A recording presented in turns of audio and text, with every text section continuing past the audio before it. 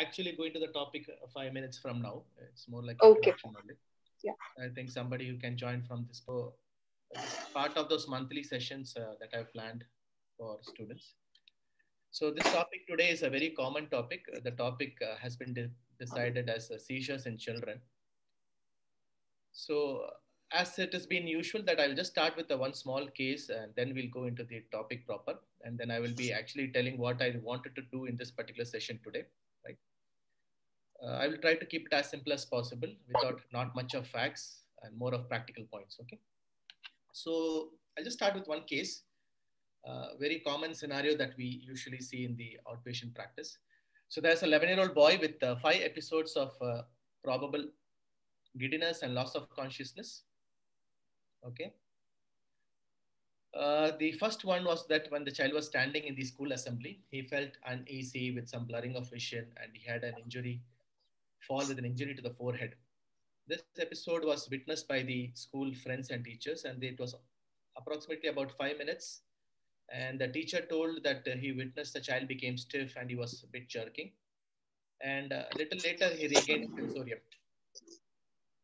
So 2 months later, he had a similar episode. Okay. So he had a similar episode while he woke up at home. The child does not clearly remember the event, but he feels that becoming a bit dizzy and with sudden loss of consciousness. He was evaluated by a neurologist who said that who did an EEG and it was normal, and he said reassured the family that don't worry. But this child again had similar episodes a month later, like around 3 to 4 episodes more. Similar nature, some giddiness and loss of consciousness. So parents took him for a second opinion, and they did met another neurologist. They did a EEG there, and it was reported as abnormal. The neurologist told the child is having epilepsy. Let's start him on sodium valproate. He was started on sodium valproate. After 1 month of starting the treatment, despite sodium valproate, he had similar episodes lasting for 2 to 3 minutes. At this point, family took the opinion of a third doctor, and he suggested that we should change the medication. He repeated the investigation, that is EEG. It was normal this time. Okay. So the parents were fully confused. At with one neurologist, the result is abnormal. With another, the result is normal. One neurologist is saying that you should start medication. Once is reassuring that no medication is required, right? So they were not happy in the current scenario and they wanted a good solution. Okay. So this is common. So what would you do in such a situation? So would you restart a new antiepileptic? Would you review the diagnosis? Would you refer to another neurologist? So this is a very practical problem. I'm not asking any Zoom questions or polling. It's just like for your thought of what can happen. So this is the reason that we are having this particular topic today. I hope to clear some of these confusions that can arise in OPD practice of how we should think and how we should approach such a scenario. So the topic for today is let's describe seizures. It's a very simple introduction to seizures. The key word here is what I put in red, describe, DESCRIB. This is a mnemonic. So this full presentation we will do with this mnemonic, okay? So most of these slides are just explanatory. They are not like factual slides. But in some of the slides at the top end, I would have a yellow heading. You know, the slides with the yellow heading are something a bit factual that can be used by students to memorize certain facts. Okay. So why this topic? As I told you, these seizures especially are very common in children. It is a problem of the developing brain. Unlike in adults, I'm sure the adult neurologist, Dr. Banu, would have taken you the topic epileptic seizures and epilepsy for you. I do remember in the group it was shared. But I would be approaching in a different way because I believe that seizures are primarily a pediatric problem because it's an issue of a developing brain and almost 1 in 20 children can have seizures as a symptom.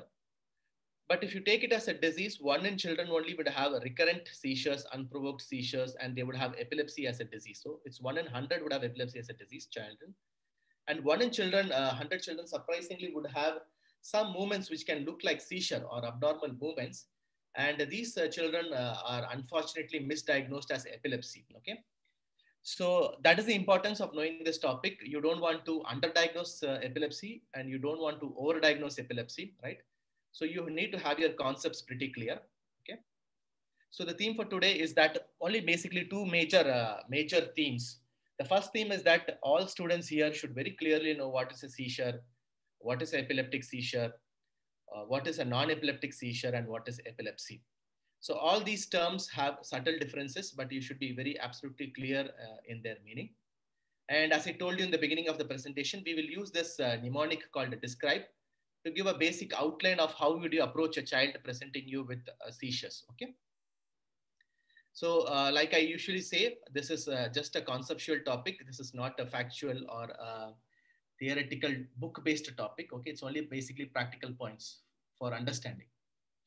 So let's go to the first theme. What is a seizure? What is epileptic seizure? And what is non-epileptic seizure? Okay.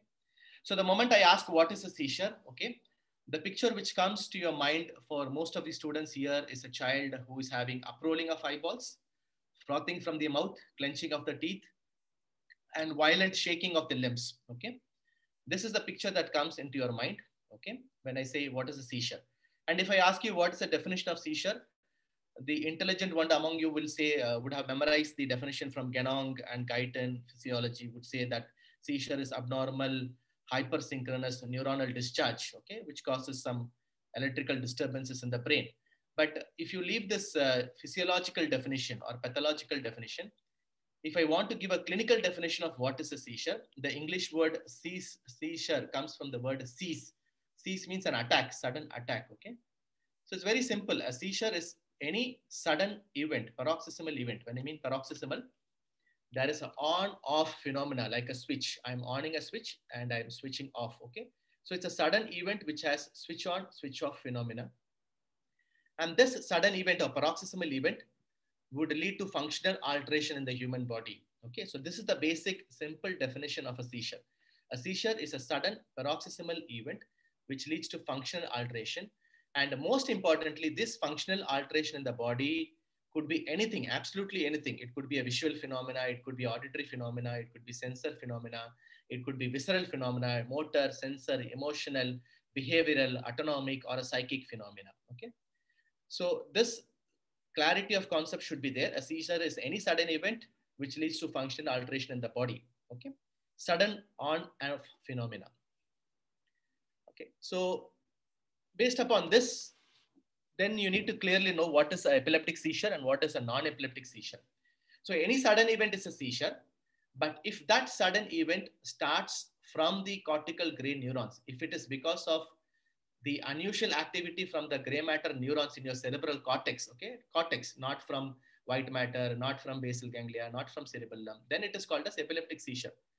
But if that abnormal sudden functional alteration is from the other portions of the brain, like basal ganglia or cerebellum or brainstem, you call it as a non-epileptic seizure. Okay, so epileptic seizure, the source of this sudden event is from cortical gray matter neurons.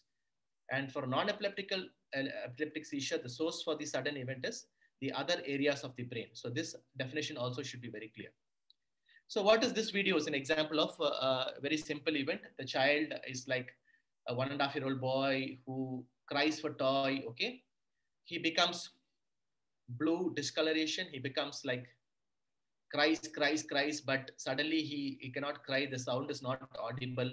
He becomes a little bit apneic, stops the breathing. He becomes a bit stiff and has this sort of arching of the body, and he loses the consciousness, okay? This is a common event, okay? That's it. He loses the consciousness only for a brief duration of time. But if you see here, after some time, okay, after some seconds, he regains the sensorium and is like absolutely normal. Even the mother is not at all panicked. She's just rubbing the child, okay? And the child becomes absolutely normal again and starts playing again, okay? So would you call this as a seizure? Okay. So what is this event? This event is a breath holding spell, which can you call it as a seizure? The answer is yes, it is a seizure because it is a sudden event. Now, can you call this as an epileptic seizure? The answer is no. You cannot call it as an epileptic seizure because the activity, the so-called sudden breath holding and cyanosis is not from cortical gray matter neurons, but it is basically from the brainstem. Okay, so this is a seizure, but it is not an epileptic seizure, but breath holding spell is a non-epileptic seizure. Okay, so this is why I showed this video in the beginning. So there are so many events which can look like the seizure, But by definition, if those events are only because of neuronal discharge from gray matter neurons, you can call it as an epileptic seizure. Otherwise, they are all non-epileptic seizures. Okay. So this is the definition. Epileptic seizure is a manifestation of epileptic hypersynchronous self-limited activity of the neurons in the brain. And a non-epileptic seizure can look like an epileptic seizure, but it is a consequence of different non-epileptic mechanism. Okay. So there are so many non-epileptic events in the course of the session. I will be just showing some videos of some of the non-epileptic events, which can actually very much look like a seizure, but it is not a seizure. It is important to recognize these events like jitteriness, breath holding spells, shuddering attacks, okay, opsoclonus, spasmus nutans, so on, so that you don't make a wrong diagnosis of epileptic seizures, okay, like syncopal attack, all those things. So you have to be very careful not to overdiagnose epileptic seizures. So this is another example. A child, as you can see, has this rapid, sudden eye movement, okay, which is chaotic and multi-directional, okay, with extreme irritability. Now, if this child comes to the emergency room, it is possible the emergency physician or general physician can think that this is a seizure, okay, because he's having this rapid eye blinking with abnormal multi-directional eye movements. But this eye movements is called opsoclonus, and this is because of the child being having neuroblastoma, okay. So this abnormal eye movements is also sometimes wrongly diagnosed as seizures. Another example, just to say that non-epileptic seizures are equally as common as epileptic seizures in children, okay. So then what is epilepsy? So this is very, very important. Now, epilepsy is not a symptom. Epilepsy is a disease. So whenever we say epilepsy, epilepsy is a disease, not one disease. Another important problem, another important concept, okay? Asthma is one disease. Diabetes is one disease, but epilepsy is a group of diseases. It's a group, okay? That's very, very important. Characterized by recurrent unprovoked epileptic seizures. So whenever you have a disease, okay, with the recurrent epileptic seizures, you call it as epilepsy. But now this epilepsy is not one disease. There are many diseases within epilepsy, meaning by there is multiple reasons for a child to have epilepsy. For example, you can have a child who had birth asphyxia and cerebral palsy having epilepsy. That's one particular reason for epilepsy. You can have a child who had a brain tumor having epilepsy. That's a different reason for epilepsy. You can have a child with a genetic disease having an epilepsy. That's another reason for epilepsy. So what are these different groups within the epilepsy, okay? So you should always think about epilepsies rather than epilepsy, okay? You should always try searching the cause, why this particular child is having a particular epileptic seizure, okay? And then look for it, okay? So that is known as epilepsies, okay? So what could be the reason? So the ILA 2017 brought out a very good classification system, which includes how do you understand seizure types, how do you understand the different epilepsy etiology. So this particular one important cartoon or one important diagram from the recent ILA 2017 classification. I will talk about this, of course, in the presentation. But if you look at the deep right-hand side of the presentation, you can see there are 6 major etiologies for epilepsy, or 6 major groups for this epilepsy, okay? So the 6 major groups are structural epilepsy, when somebody has a brain tumor or a brain trauma. We have so many causes for genetic epilepsy, like sodium channel epilepsy, potassium channel epilepsies, okay? Like tuberous sclerosis is a genetic epilepsy. You can have infectious epilepsy after HIV, after measles, after tuberculosis, okay? So you can have a post-infectious epilepsy. You can have epilepsy after metabolic derangements in the body, like hypocalcemia, hypoglycemia, inborn error of metabolism, like mitochondrial disorders. You can have epilepsy after immune disturbances in the body, secondary to autoimmune disorders like lupus, like NMDA receptors, and so and so, okay? So always think about a group. Okay, that child is having a focal epilepsy. Okay, this child is having generalized epilepsy. Is this generalized epilepsy because of structural cause? Is this generalized epilepsy because of genetic cause? Is this generalized epilepsy because of metabolic cause? So you should always think about the etiology, right? And there is something called epilepsy syndromes. I will talk about this in the presentation, okay? So at this point, it is clear. This is the first part of our theme. So a student should clearly know what is a seizure. A seizure is any sudden event, okay, with the functional alteration of the body. What is an epileptic seizure? Epileptic seizure is because of hypersynchronous neuronal discharge from the cortical gray matter, okay? And what is a non-epileptic seizure? Are abnormal movements from other part of the brain. And what is epilepsy? Epilepsy is a disease in which there is a tendency to have a recurrent epileptic seizure, and epilepsy can be because of multiple other groups of diseases. Okay, so this is your first half or the first part of the presentation where you should be absolutely clear. So now let us go to the second part. I will now start using the framework called describe. This framework was used by the UK people, NICE guidelines, where they wanted the GP, the general physicians, to rightly diagnose epilepsy and do a right referral to the neurologist. So this is not my acronym. This is a standard acronym, okay, but gives a very good idea about how would you approach a child with epileptic seizure. So what is this describe acronym? Okay, it's very simple. I teach wherever possible to all of them. It's very simple and very easy to remember. So the first D in describe is you need to describe the event. This is about history taking. Okay, you need to have a good history taking where you describe how the event started, how the event progressed, and how the event ended. And after the description of the event, E is that you would say whether it is an epileptic seizure or a non-epileptic seizure. Okay, so a reasonable conclusion can be made after you describe the event as epileptic seizure or non-epileptic seizure. And then S is the seizure type. Okay, so you have to comment about the seizure type once you take a good history. This child is having generalized seizure. This child is having a focal seizure. Okay, so this is the seizure type. And then you should comment whether the child is having an epilepsy syndrome, yes or no. So what is an epilepsy syndrome? I will tell you very soon. Okay. So, and C is what is the cause for epilepsy. So there are 6 major etiologies for epilepsy: structural, genetic, metabolic, immune, infection, and unknown etiology. And always ask for RIBE, that is relevant impairment in behavior and education. Okay. So this is how we are going to start the presentation today. So what are the important points you need to take in the history? So this I will be describing very soon. Okay. And then we will say, how will you say about whether it's an epileptic seizure or non-epileptic seizure? Okay. What are the clues for non-epileptic seizure? And then we will briefly discuss about different seizure types, generalized seizure types and focal seizure types with the help of videos. Okay. Then we'll briefly discuss about the etiologies of epilepsy, right? So this is how we are going to do. And wherever I'm using a yellow color title for the slide, those are important slides, okay?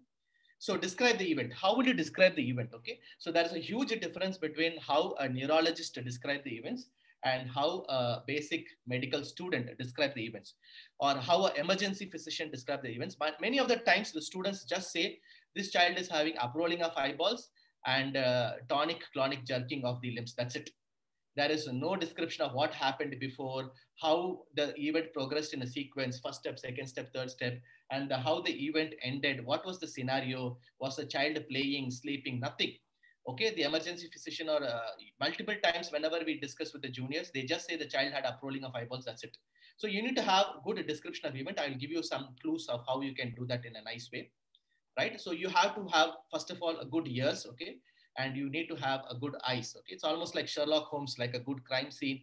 You need to go inquire a lot, okay? You need to listen to the child, you need to listen to the mother, okay? And sometimes, of course, we need mobile video recordings, okay? And sometimes we need the help of investigations, okay?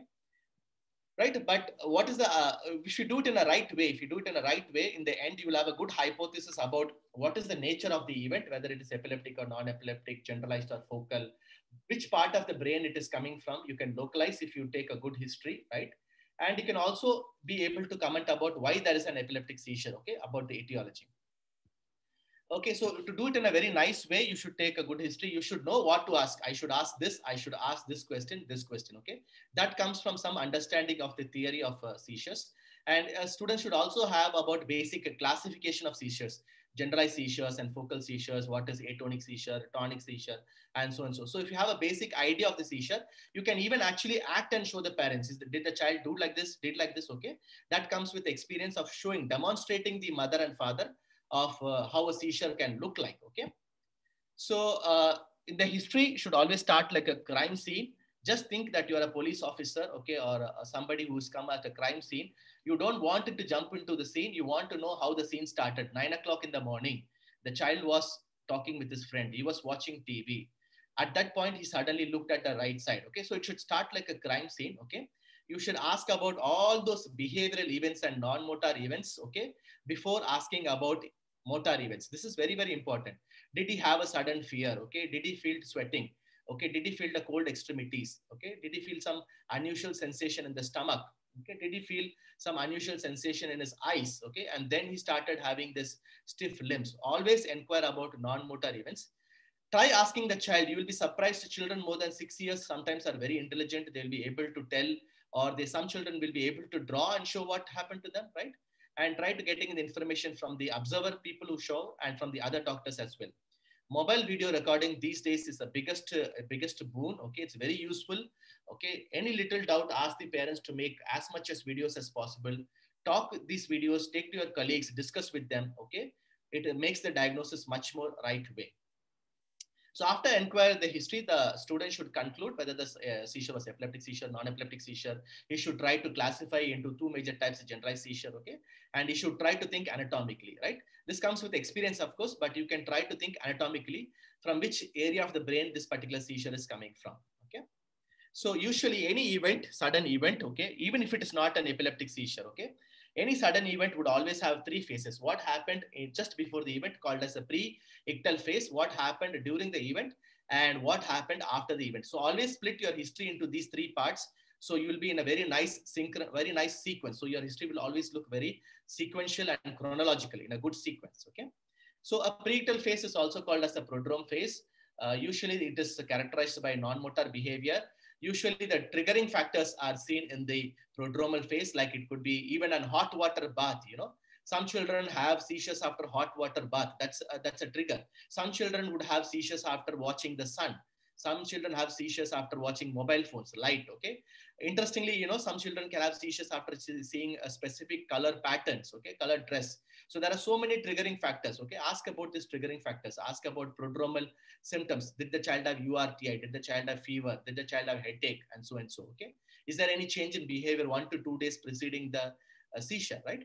Then when you talk about the ictal events, usually there is a progression, okay? The good observant parents may note the progression, but of course, most of the parents are scared.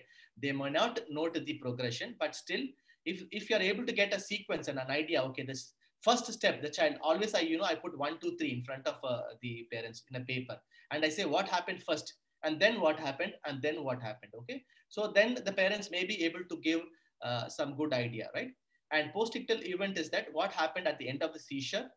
How did it end? Did the child immediately become better or took time to end? So these can also give you clues, okay? So the pre-ictal phase is the scene, okay? Again, I'm repeating, is whether the child happened in sleep or awake. This is very, very important because so many benign seizures happen during sleep, okay? Very important question. In fact, this is one of the questions I asked at the starting itself. Did it happen in sleep or when the child was awake, okay? So once you know it's sleep, you know it's only 2 or 3 types of seizure happens in the sleep. Very easily you can reach the diagnosis. Triggering factors and the non-motor behavioral events. And in the ictal phase, again, these are the yellow slides. So try to remember whether there were motor events or whether they were non-motor events. We will discuss more about motor events and non-motor events, okay? The mother and father can use different terms, but you should be able to characterize those events. You should ask like more like inquisitive, more like targeted history. What do you mean by stiffening? Did the neck turn to the right side, to the left side? Okay, was there a twisting posture?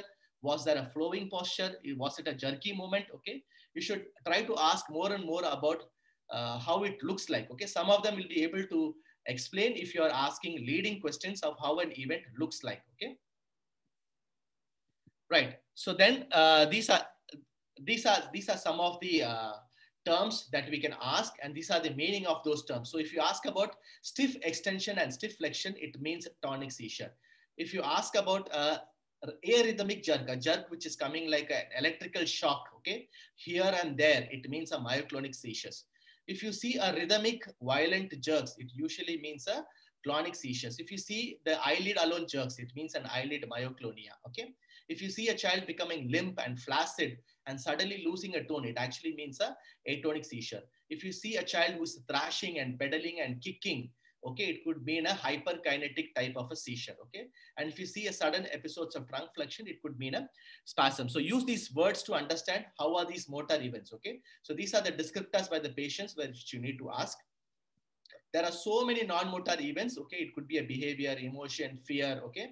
Or sudden automatic behavior, like I had a child, interesting child, you know, a teenager, 14-year-old boy, okay, every time before the seizure, he would take his comb, okay, and will start combing his hair, okay, as if he's, looking in front of a mirror and combing the hair, and then he would have a seizure. So this sort of a semi-purposeful behavior is known as automatism or an automatic behavior, okay. So this can give a clue where the seizure is starting from. Any sudden emotion before the seizure, like fear, okay. Or I had a child who used to suddenly go cry and go and hug the mother. That was an insular seizure. She had an intense fear. So intense fear starts from the insular area of the brain. So she had a tumor in the insula of the brain. Okay, any sudden emotion which precedes the seizure. Sudden sweating which precedes the seizure could be parietal lobe seizure or autonomic seizure. Okay, so some seizures from the parietal lobe can have sensory symptoms like an insect crawling on the hand. Okay, so that can give a clue that it is a parietal lobe seizure. Any suddenly language problem or thinking problem can indicate it is a frontal lobe seizure or a cognitive seizure. Okay, see, these terms I'm putting here for you to make understand that seizure is so big. In fact, your brain controls everything, isn't it? So seizure can produce any symptom. To be very honest, even seizure can produce vomiting. Seizures can produce diarrhea. Okay, seizure can absolutely produce any symptom in the human body. Okay, so you should try to ask all these clues, but try to ask smell change, vision change, vertiginous sensation before a seizure, and so and so. Okay. Right. So in the post-ictal phase, if the seizure, so there are certain non-epileptic events, even though they look very dramatic and bizarre, the post-ictal event is not so dramatic. The child would behave as if nothing has happened. Okay. So if you have a post-ictal phase where the child behaves as if nothing has happened, it could be a non-epileptic seizure, sometimes even a psychiatric event called as a psychogenic non-epileptic event. Okay, so the way a seizure ends, if it's a true epileptic seizure and if it was prolonged, the child would at least have some confusion and loss of consciousness for a period of time. Okay, so there are certain seizures which starts from the temporal lobe, which usually have long prolonged post-ictal phase. Like you can have a child having seizure only for 30 seconds. Okay, like just brief eye blinks and chewing movements, but they have like a sleep, they sleep for like 2 to 3 hours after this small eye blinks. So immediately it gives a clue that this particular seizure is from the temporal lobe. So if your seizure is only for like 10-15 seconds and your post-ictal phase is like for 2 hours and 3 hours, always think about a temporal lobe seizure. Okay. Similarly, a seizure can look very bad in a frontal lobe, thrashing, pedaling. The child can cry and jump. But once the seizure ends, the child would behave as if nothing has happened. That's a very quick recovery to the normal. And this is one of the features of a frontal lobe seizure. So these are some of the clues that you can get in the post-ictal phase. Okay. So I've told all these things that always go in a 3-step: pre-ictal, ictal, and post-ictal. Even after said that, these children, it's very difficult sometimes to take history. I agree. From children, especially because parents would be confused. They don't know how to explain the events. Okay, children may be confused. They may not remember what exactly happened to them, but it is always an attempt. You should keep trying to elicit a good history. Okay. Some of the clues as what I've discussed all in the last few slides. Okay, you can use open statement. I'll tell you what do you mean by open statements. Okay, like not putting leading questions in the beginning and slowly asking the child what happened, and so and so. Always go in a sequence. Always ask about non-motor phenomena. Be inquisitive. Try to spend some more time. Don't jump into a conclusion very soon. Okay, this was very, very useful in so many cases with me. Okay, if you jump into a conclusion, it may not even be an epileptic seizure. Okay, it may be a non-epileptic seizure. Okay, try to get a lot of videos. Okay, reviewing videos with your own colleagues, other neurologists, other doctors is very helpful. Okay, some of these children can draw beautiful pictures and show what they feel. Okay, so don't assume it's an epileptic seizure before you reasonably rule out a non-epileptic seizure. This is a very golden rule. Don't assume it's an epileptic seizure. Always think, okay, why this is not a non-epileptic seizure? Why this is not a chorea? Why this is not a dystonia? And only if you're reasonably sure it's not a non-epileptic seizure, you can take it, oh yes, it is probably an epileptic seizure. Okay. So some way of asking open questions, like this child has an occipital seizure. Okay. The mother says that the child cannot see. So you ask the child, can you not see? The child says, I cannot see. Then you ask the child, what do you mean you cannot see? The child says, oh, well, I can see, but there were some things there. Okay. Then you ask the child, what do you mean by some sort of things? The child says there were red things, there were green things, and there were blue things. You go probe further. Okay, what do you mean by red things? What do you mean by blue things? Is it like a flower?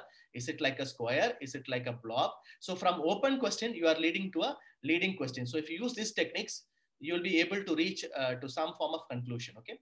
Like this child had an occipital seizure, and you can see how beautiful they feel. If you ask the child and children to draw, these are the occipital aura the children had seen, the patterns of, squares, circular blobs, scintillating like pictures. Okay, these are sort of images the child can actually visualize before a proper seizure. So if you know that there's an occipital aura, you are 100% sure that there is a occipital epilepsy likely. Okay.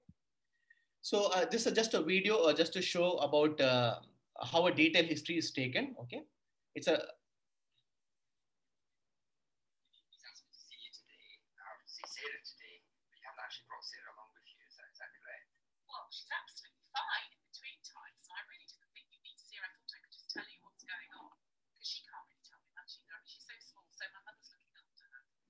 Well, I would have liked to have seen Sarah actually and heard from her, but I think let's see how far we can get without perhaps bringing her along next time. Okay. So the GP's asked me to see Sarah because she's been having some attacks. Is that correct? That's right. She's been having them for about 6 months now. And she's how old now? She's 2. Okay, well, why don't you tell me about the attacks? Well, the first one happened, gosh, it was back about 6 months ago, as I said. And she was playing with her older sister. And suddenly, I suddenly heard her cry out, and I turned round, and she was on the floor and blue, and not breathing. And so that was the first time. And that was how old she then? No, she's about 18 months. She's 2 now. She's 2 now. So yes. She was about 18 months then. Yes. And how many has she had since then? She's had, I suppose, about 4 or 5. Yeah, 4 actually. She's had 4. And when was the last one? The last one was 2 weeks ago. So she's had 4 in that period. Perhaps you could just tell me, have they all been essentially the same or different? They've been mostly the same. They've been a bit differing in length. They've all been when she's either been playing with her sister with the toys or when I've left her, actually. So have you witnessed any of the attacks all the way through? One of them. One of them. Okay, and do you think that was a very difficult attack? I think so, because the end looks exactly the same. Perhaps you could take me through that attack then. Well, she was playing with her sister, and they were playing with, I can't remember what they were playing with. I think they were playing with the animals of the Noah's Ark. And her older sister wanted one that Sarah had, and she took it off her, and Sarah just got cross. She cried out. She went a really horrible blue colour, and she fell to the ground quite. I think she might have hurt herself again. And she was stiff. And then when I went to her, she took a big breath in, and then she started breathing and whimpering a little bit. Okay, so that attack, was she well before we started that? Absolutely. Ordinary day, yes. It was. What time of day was it? Oh, it was about 3:30. Her sister had come home from nursery, and they just started playing together. You say sister taking a toy with her? That's absolutely, yes. And she started to cry? Yes. Was that an ordinary cry? It was like it was a scream, really. So she let out a scream? Yes. And then how quickly after that did it progress into the attack?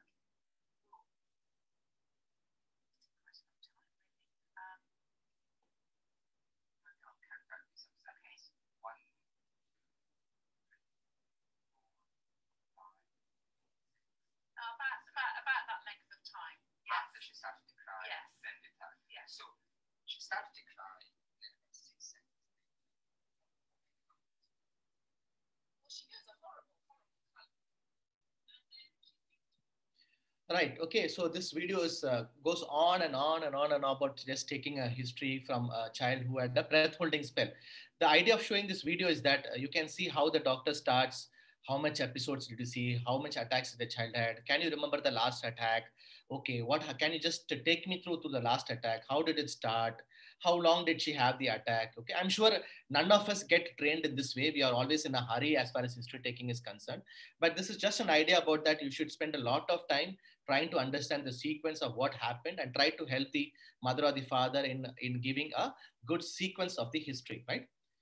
So this is just the summary of what I told. You always start with the preictal phase, ictal phase, and the postictal phase. Okay. You should describe as if the event happened in front of your eyes. Okay. Should try to put a sequence about both motor and non-motor events. Okay. You should analyze the events, look like generalized events or focal onset events. Okay. And you should try to analyze whether it is epileptic or not epileptic. And also in the history, you should try to look at the background medical status and family history. Okay. So with this D, we'll go to the next part, E. So till this point, I have explained the history taking in seizures. Okay, so it should be detailed. I'm sure that you would have understood how detailed it should be, focusing on three parts: the ictal phase, the preictal phase, and the postictal phase. Now, the second part is that after the history taking, you should form a conclusion whether it's a epileptic seizure or a non-epileptic seizure. So right in the start of my presentation, I told you that non-epileptic seizures are also equally common in children, just like your epileptic seizures. Okay.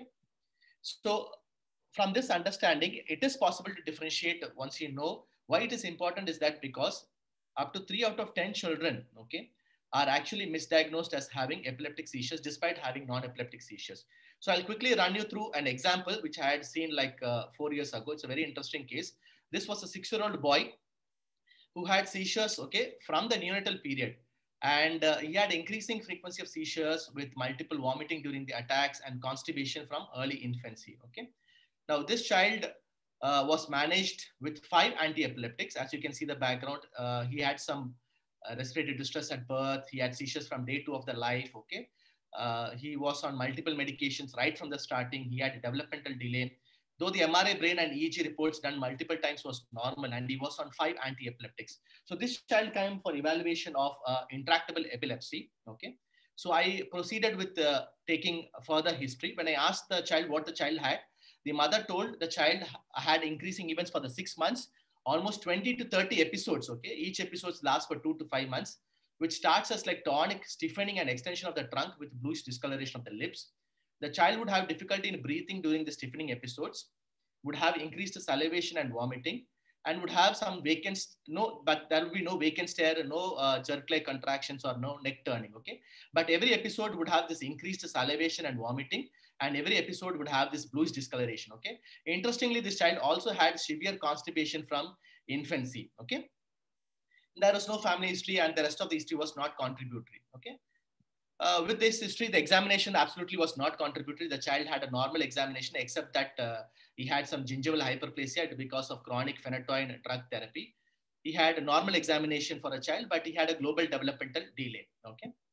Now, I did the investigations. I did MRI brain from my hospital. It was normal. I did video EEGs was normal. I did a cardiac evaluation. It was normal. I did a lactate evaluation. It was normal. Everything was normal. So I was not able to understand what was this event until I witnessed the event myself. So once the event happened in front of my eyes, okay, the child was happy that before the event was just looking at the mother, and the child started crying, okay, lots of crying, okay. After the crying, the child started lifting the leg, okay, lifting the leg, became totally red and started sweating a lot. Now, at this point, can you think what this episodes could be? This was a very interesting case. Of course, it's a very rare case. And this child was referred as like intractable epilepsy with 5 anti-epileptics. Okay. Now this was this episode. This child was crying. Okay. Become red. He used to keep his legs like this, extended top. Okay. As if he's like literally so much of cry. And then he started vomiting and it's lot of salivation. And after that, interestingly, the child started smiling. Once that event got over, the child started at the mother and smiling as if he was like, had a big relief. Now, this was very interesting. I'm seeing a child who's like crying and arching and getting red and extending the legs. And after the event, instead of like going into a deep sleep, the child is looking at the mother and smiling as if he's at relief. I'm relieved now. I'm so happy now. Okay. So one interesting thing also I saw was that is half of the body during the time got red. I don't think so you are able to see in this image properly, but this half was like pale white in color and the other half was like red in color. Okay. So this is called as Harlequin sign. Harlequin sign is a sign of autonomic dysfunction. So this child had palpitation, this child had salivation, this child had vomiting, and this child had Harlequin sign, which is a sign of autonomic dysfunction. And this child was lifting the leg like this, okay, lifting the leg like this. So all these things made me think, okay, maybe, and with chronic constipation.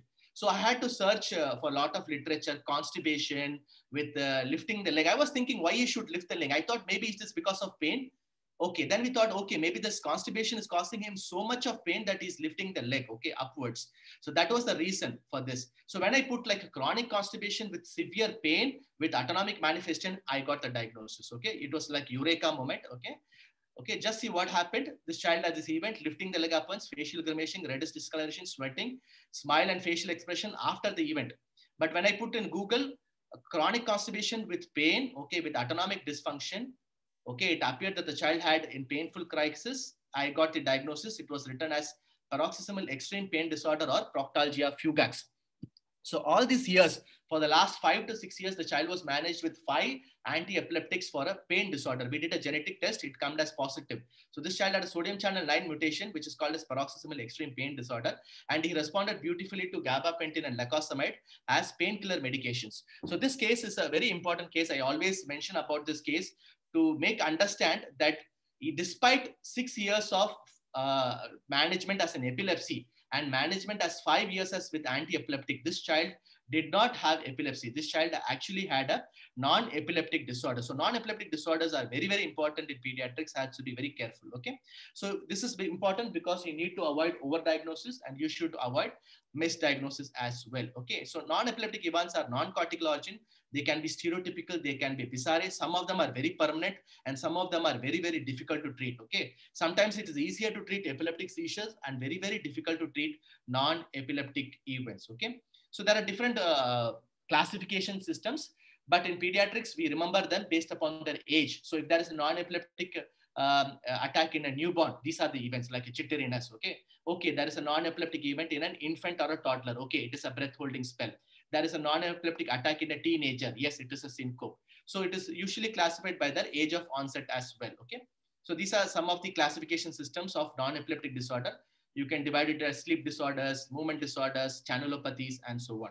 I'm not going to the detail. I'm just giving you an idea. And these are the list of the diseases like jitteriness, breath holding spells, syncope, and so on, opsoclonus, and so on. Okay. The idea here is that a student should understand that every student should try to understand and recognize non-epileptic events as well. In fact, this alone is another presentation, but it's just an introduction to non-epileptic events. Let us see some non-epileptic events.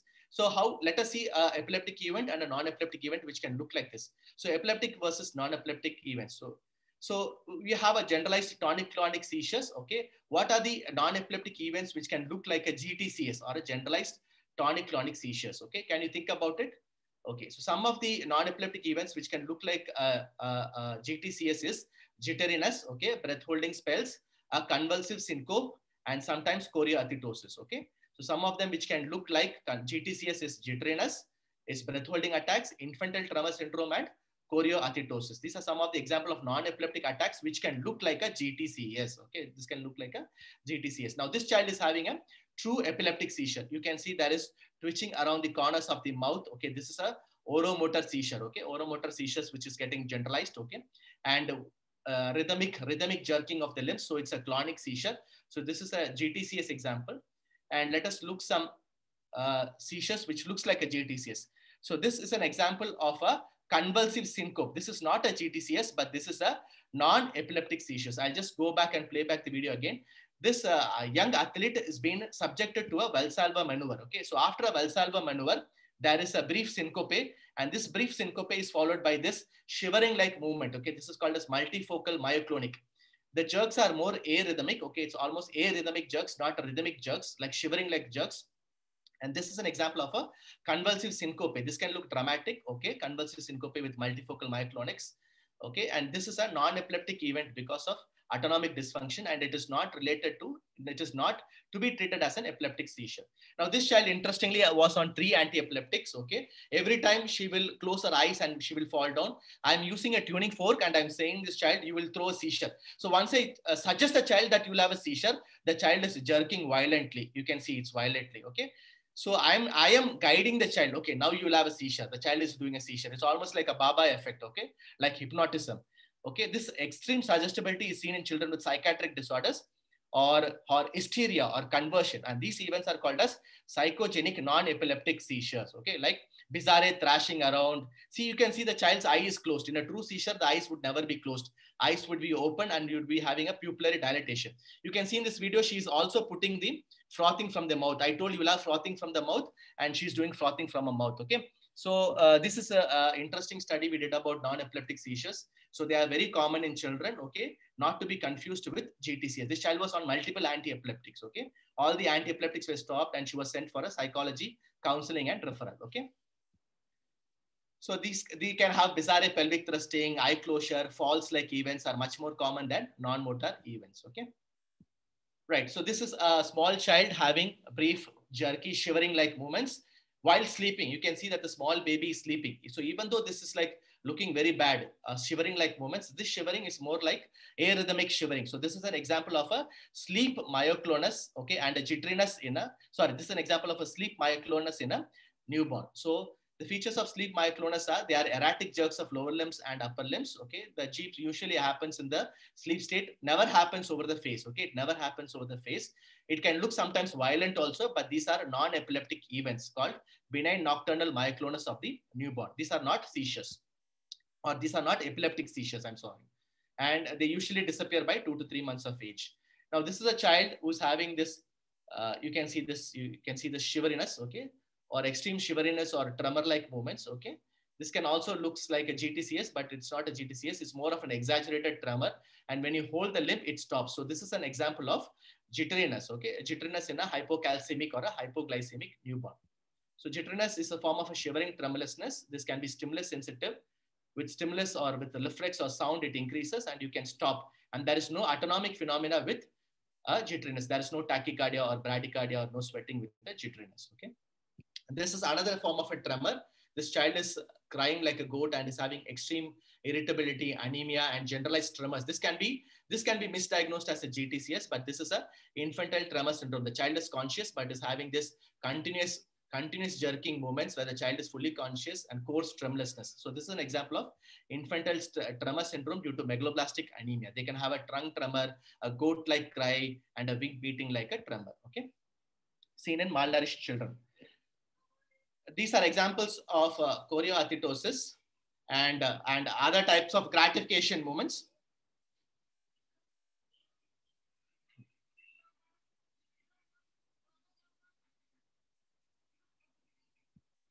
So these, so it is important to identify non-epileptic events. Most of them are movement disorders like chorea, dystonia, but some of them are developmental disorders. They happen at a particular age and then disappear with life.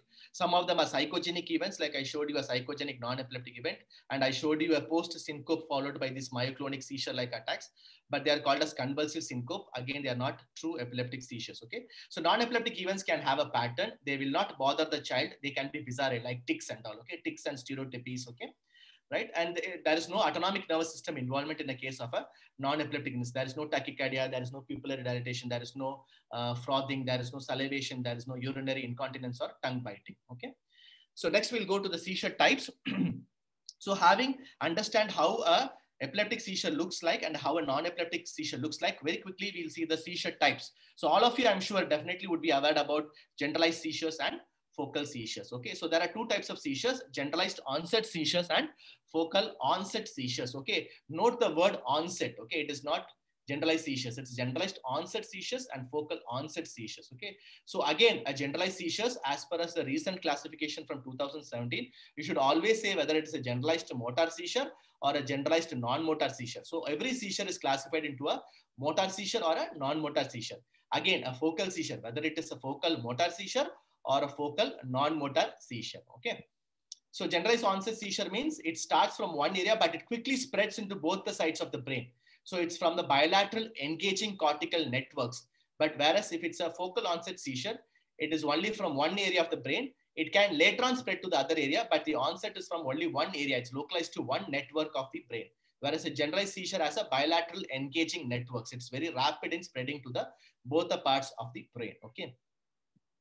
So accordingly, both focal onset seizures and generalized onset seizures are then divided into motor seizures or non-motor seizures. This is very, very important. Motor seizures or non-motor seizures.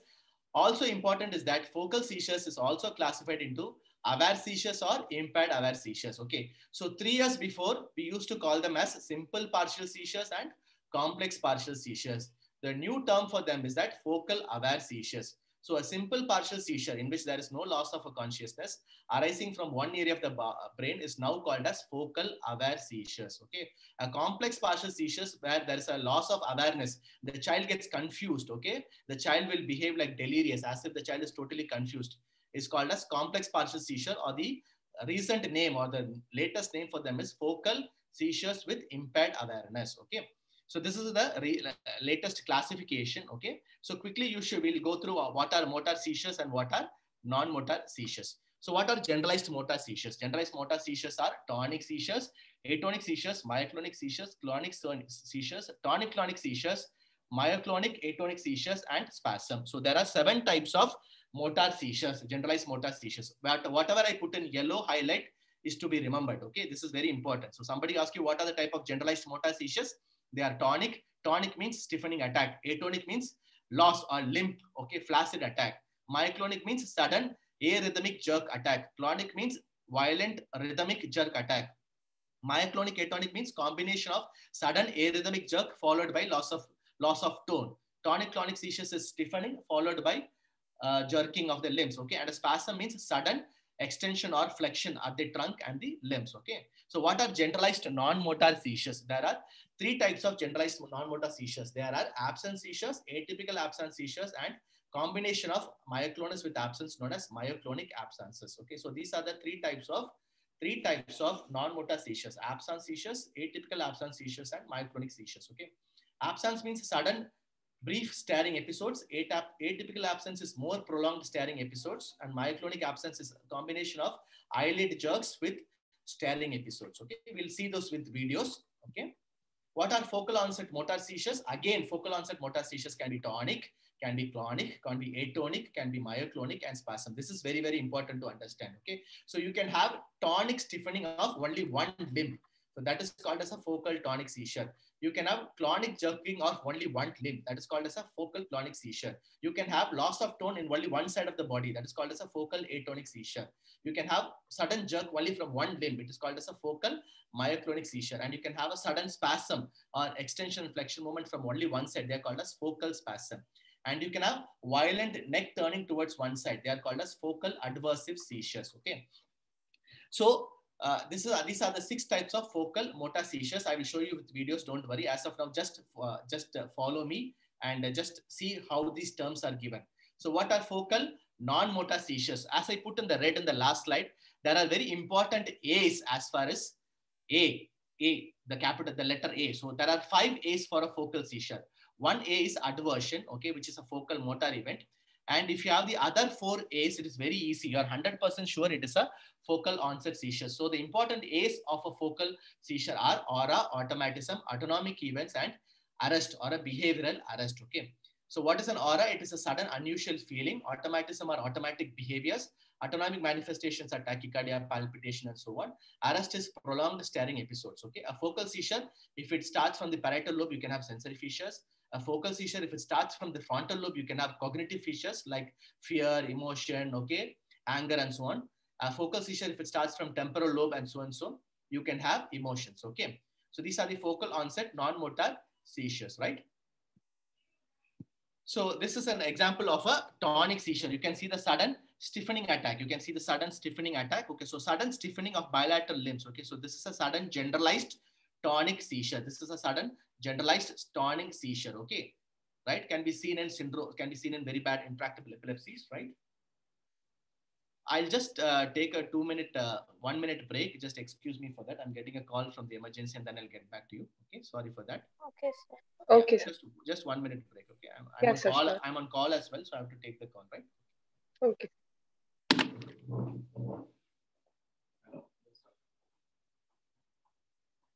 Hello. Dr. Farhan? Yes, Dr. Farhan. I'm fine.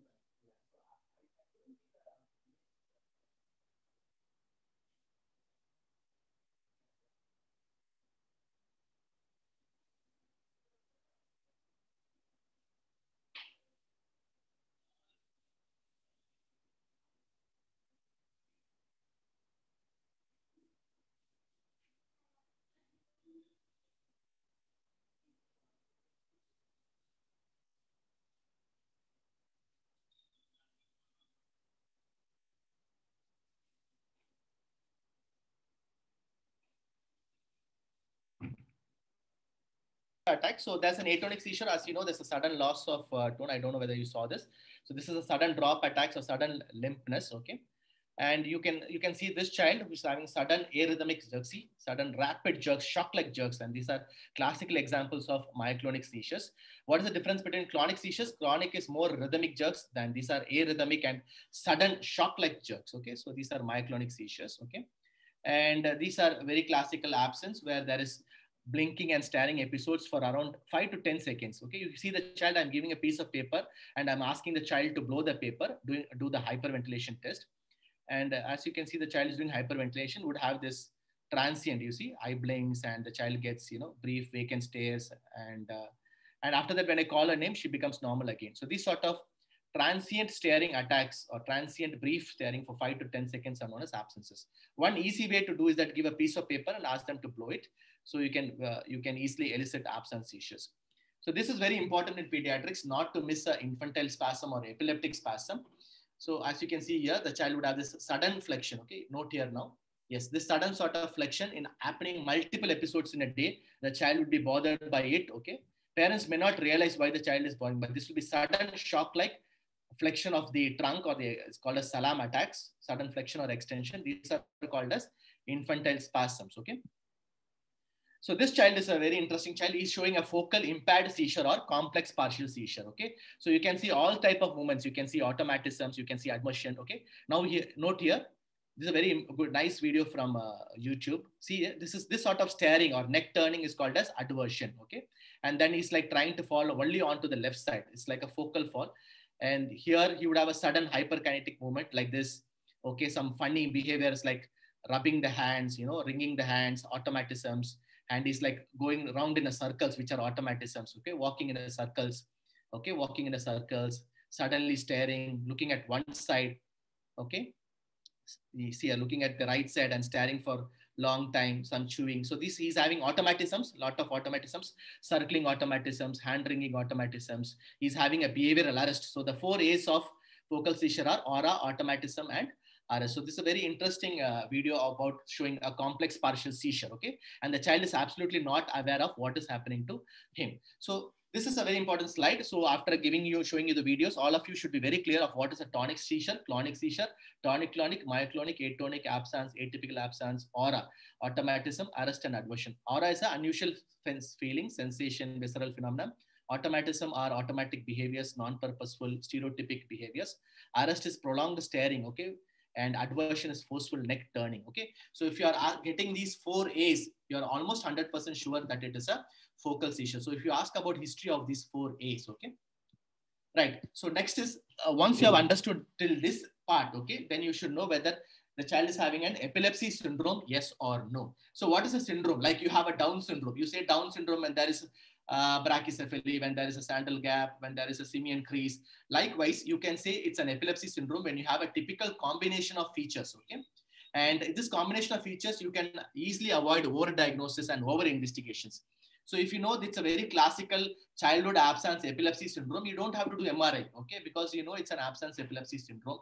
It has a very characteristic feature. So what do you mean by this epilepsy syndrome? So an epilepsy syndrome is a very characteristic feature of a typical age, typical type of a seizure, a typical EEG finding with a typical prognosis. Okay, so this is a yellow slide. You should remember it. An epilepsy syndrome is something which has a very definitive age group, very definitive type of a seizure, a classical EEG finding, and a classical prognosis. Okay, one of the very good example that we know is Rolandic epilepsy or childhood Rolandic epilepsy or benign Rolandic epilepsy. The age group is 4 to 14. The child would have a nocturnal oromotor twitching around the mouth. The EEG will always show centrotemporal spikes and it has good prognosis and it remits by 15 years. Okay. So from the history, if you're able to identify this particular seizure, you need not do over-investigate the child because you know over-investigation is just waste of money. You won't get any yield. Okay. So some example, important epilepsy syndrome, every medical student, okay, at the basic level should know are these 6 epilepsy syndromes: Rolandic epilepsy syndrome, childhood absence epilepsy syndrome, juvenile myoclonic epilepsy syndrome, West syndrome, Lennox-Gastaut syndrome, and Ohtahara syndrome. So an epilepsy syndrome can be benign and easily controllable, or an epilepsy syndrome can be intractable and difficult to control. Okay. So this is Rolandic epilepsy syndrome. We saw this video. I'm not changing the video. This is this focal oromotor jerks with focal seizures here in the hands. Okay, getting generalized subsequently. So 4 to 14 years, nocturnal oromotor seizures. In the EEG shows bilateral typical centrotemporal spikes. The prognosis is mostly good, but some of them can have learning issues. Again, I'm not changing the video for you to realize again. This is the childhood absence epilepsy syndrome, 4 to 10 years, typical multiple absences, okay, 50 to 100 episodes also in a day with a typical 3 hertz. What do you mean by 3 hertz? These two lines is 1 hertz or 1 seconds, and you can see 3 spikes within 1 hertz. So this is your 3 hertz spike and wave complexes. The prognosis is good. This child had this myoclonic or juvenile myoclonic epilepsy. The age is between 10 to 19 years. In the early morning, they have this sudden myoclonus and they can have this GTCS. If you do an EEG, you get this fast polyspikes. If you count here 1, 2, 3, 4, 5, 6.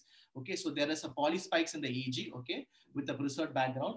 The treatment is difficult. They need multiple anti-epileptics. Okay, so this is your juvenile myoclonic epilepsy and they need medications for a long time. And this is your typical West syndrome, which is an intractable epilepsy syndrome. Starts between 3 months to 10 months. You can have sudden flexion or extensor spasms. If you do a EEG, you have a very chaotic background, okay, very large amplitude spikes and waves, and the prognosis is very, very bad. So every student should try to recognize at least these 4 or 5 epilepsy syndromes, okay? So what are the causes for an epilepsy? So as I told you, there are like 5 to 6 causes for an epilepsy. In next 10 minutes, we'll be able to finish the presentation, okay? So it's important to focus why there is epileptic seizures, okay?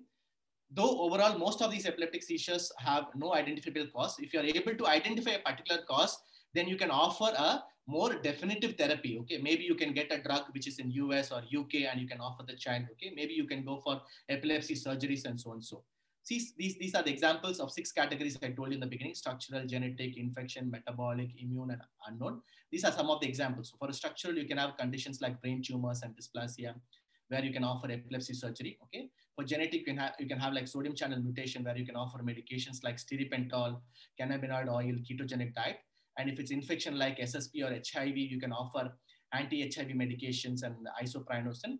Okay, metabolic conditions like pyridoxine epilepsy or biotin epilepsy, very important to identify these epilepsy as well, where they respond beautifully to pyridoxine and biotin. Okay, and if it's like an immune, after an immune, like an autoimmune encephalitis, you can go for immunotherapy like IVIG, steroids, and rituximab, and so and so. Okay, I'm not going to the full details, just giving an idea that it is important to look for the underlying 6 etiologies for all epilepsies. Okay. So it is also important in the last to go for the relevant impairment in the behavior and the education. You should ask how this epilepsy is affecting the children, okay? Because 1/3 of the children, their life is affected after the epilepsy. They can have hyperactivity. Some of them can have autism, okay? Some of them can have poor learning. Some of them can have learning disabilities. So it's always a teamwork. You should involve the psychologist, developmental pediatrician, geneticist, metabolic physician, okay? The psychiatrist and so on. So that you want to improve the quality of their lives. Most of these children will have sleep disturbances. You should try to control their sleep. You should try to control their behavior. Okay. The school, you should always ask about the school. Okay. So never forget the how the epilepsy affects the child. Okay. And you should involve the geneticist also if you need for prognosticating these children. Okay. So now this is in brief about the describe, where you describe the event. You look for non-epileptic events. You look for the cause. Okay. And you look for the relevant comorbidities. So let us use the describe for our first case. This was an 11-year-old boy who had 5 episodes of giddiness followed by loss of consciousness. The child was standing. So I'm putting the key words in the history. He felt uneasiness. He had blurring of vision. He became stiff. He was jerking. He woke up, but there was a quick recovery.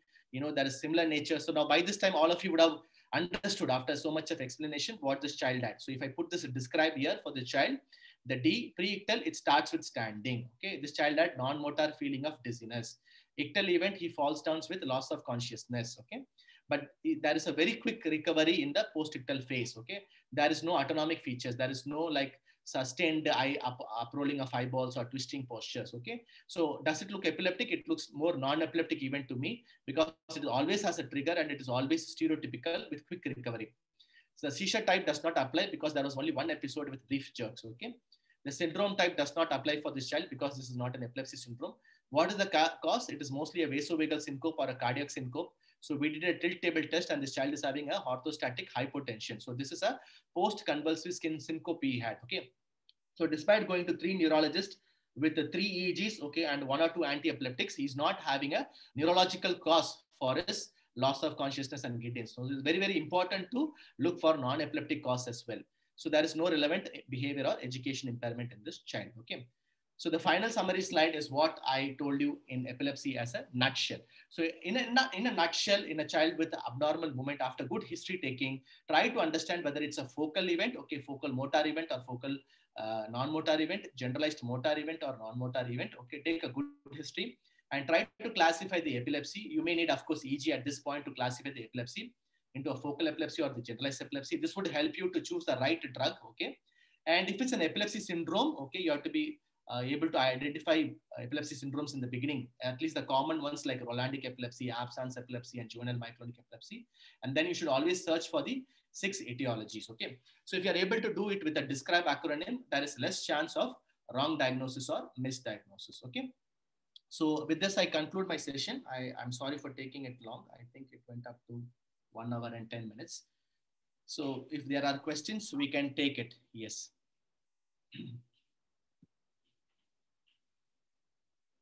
Right. So you can have questions either in the chat box or yes, in the chat box. It's a very basic presentation. I do not want to go into the details of too much details. I don't know. These are the bare minimum basics that that would help you. Right. No questions in the chat box. I'm surprised. So which means I'm absolutely clear. Right. So there is one question. So yes. Dr. Taufik asked one question. So how do you differentiate a tonic seizure attack with impaired awareness and acute dystonia attacks? Okay, right. So dystonia is also a stiffening attack. Dystonia is a twisting posture with a stiffening attack. And acute dystonia is usually secondary to drugs like metoclopramide, or it's a withdrawal syndrome. Okay, it's usually a tardive phenomena. It's usually a drug attack phenomena. The background history would give a fair clue that the child is not lost the sensorium, is fairly regained the sensorium.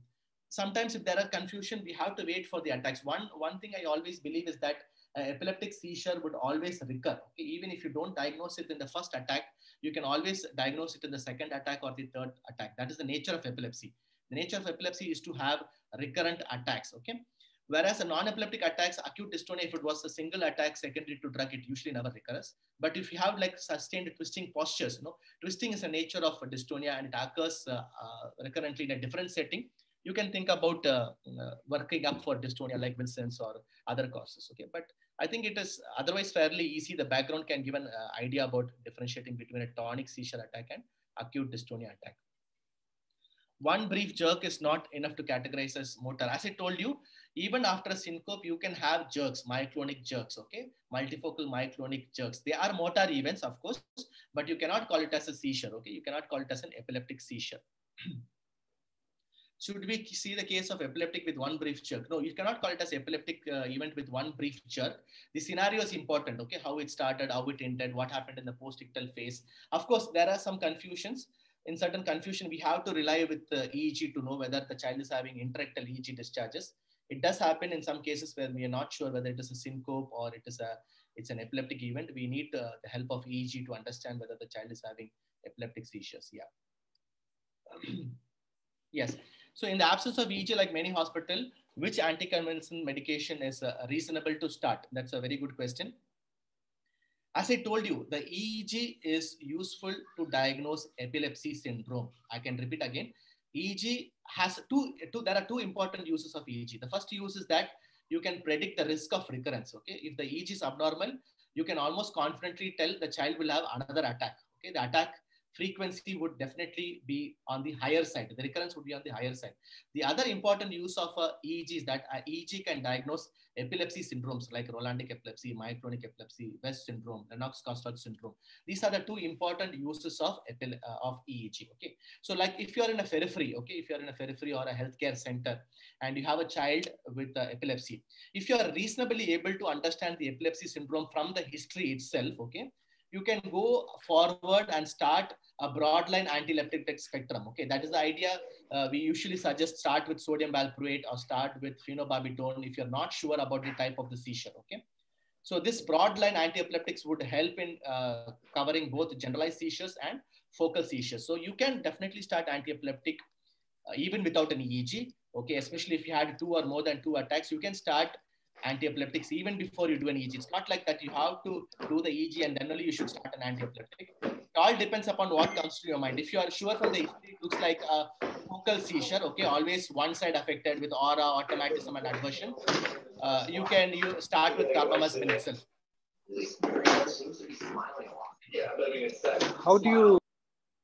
Yeah, so can we diagnose Rolandic epilepsy in the absence of evidence on EEG?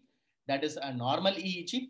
See, Rolandic epilepsy EEG changes are seen in sleep. Okay, so if you get the characteristic story of Rolandic epilepsy, but you did a EEG and if the EEG was normal, especially if it was an awake EEG, the next thing I would do is a sleep EEG, and I will try to do a prolonged sleep EEG like for 3 hours or 6 hours. Okay, so sometimes Rolandic epilepsy will be absolutely normal in the awake state. So this is the importance of correlating with the awake state EEG or the sleep state EEG. I did not go into these details of awake EEG and sleep EEGs, but Rolandic epilepsies, preferably you have to do a sleep EEG. And if you do a prolonged sleep EEG, there is more chance that you can pick up epileptiform discharges. If the prolonged sleep EEG is absolutely normal, then I would doubt the diagnosis of Rolandic epilepsy. I would think it could be something else.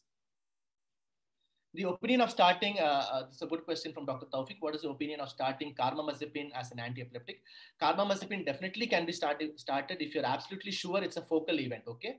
You need not wait for the EEG, especially like if you know the child is turning the neck, looking one side, staring, chewing, okay? You have, there are interesting scenarios. The child comes and the child would be on something, say Keppra or something, not responding, okay?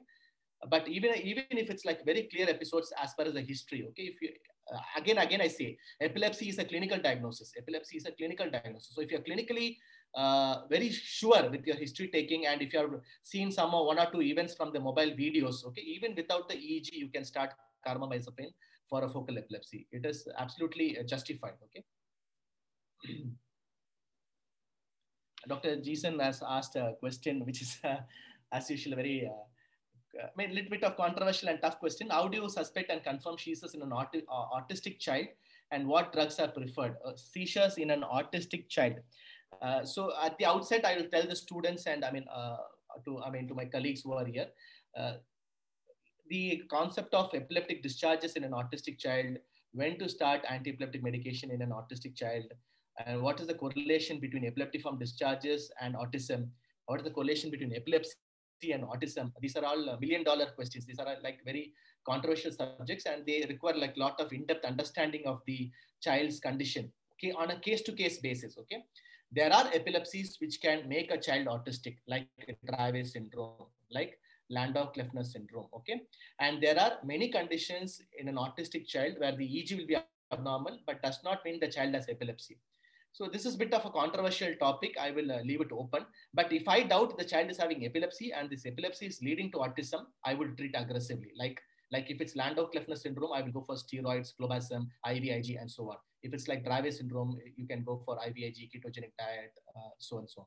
So if you think this epilepsy is caused autism, then you should treat aggressively. That is my personal opinion, you can say.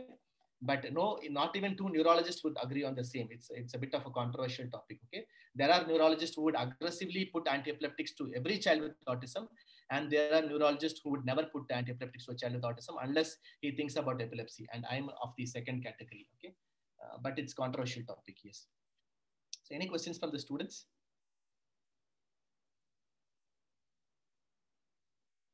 Right. So if there are no, sir. Yeah. No, yeah. Was the topic clear? I think so. I don't know. Yes, sir. It was clear, sir. Yeah. Okay, fine. If there are no more questions, yeah, that's one more questions. In autonomic disturbances, how valid is the argument of deep sight focus? Okay. So autonomic seizures can start from insular area, or it can start from much more deeper areas of the brain, like orbitofrontal cortex or much deeper. And sometimes in autonomic disturbances, it's very difficult to capture those events with EEG, both interictal events and ictal events. Okay. So these sort of disturbances where a child has recurrent paroxysmal events, where there is tachycardia, bradycardia, salivation, cyanosis, okay, you need to revise your diagnosis. You need to think whether these are non-epileptic events, okay. You can try treating the autonomic disturbances with the drugs used for autonomic dysfunctions like clonidine, gabapentin, propranolol, beta blocker, and so on.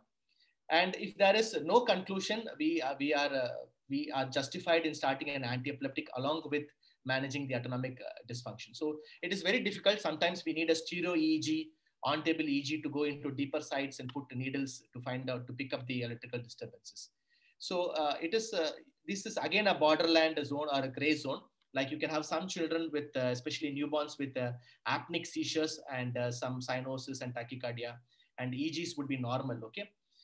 We could never pick up the EEG disturbances, especially in newborns. So we treat them like focal seizures, or we treat them like seizures, neonatal seizures, pending other investigations, because it's very difficult to pinpoint an abnormal EEG in such children. But there is possibility that you can find out the focus if you go for advanced investigations like stereotactic EEG or operative EEGs and so and so.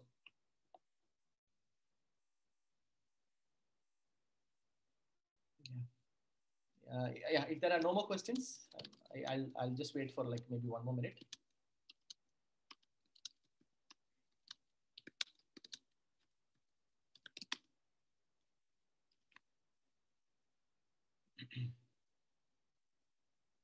Sorry for the break. I had to take a call from ICU. Right. If there are no more questions, thank you all. Dr. Alina, can I stop the session?